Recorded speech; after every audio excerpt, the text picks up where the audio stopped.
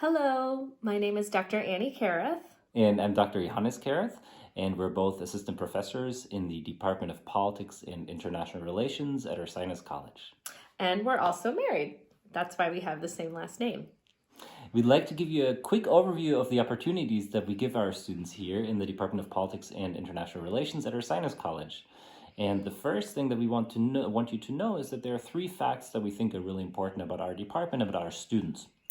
First, we're highly interdisciplinary by design. Our classes incorporate the practice of politics, political theory, history, public policy, economics, data analysis, and gender and women's studies.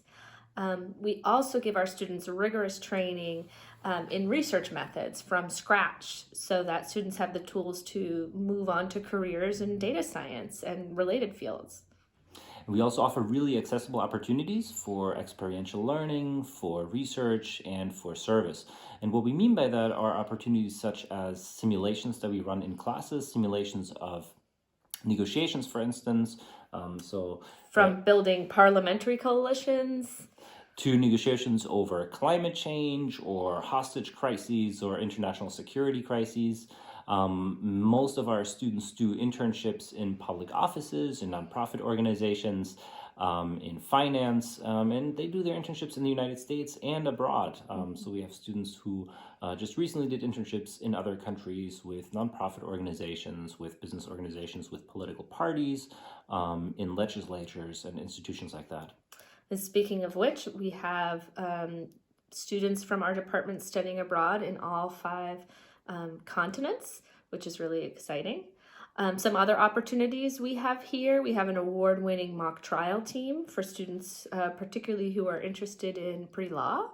And we have also an award-winning Model United Nations team that I advise. Our students attend an annual conference in New York City that is fully funded by the college. And at that conference, they negotiate with over 5,000 students from all over the world to find solutions to global crises. And sometimes, if they're lucky, they even get to speak at the actual United Nations, like Marcus Mattis, who you see here in the background.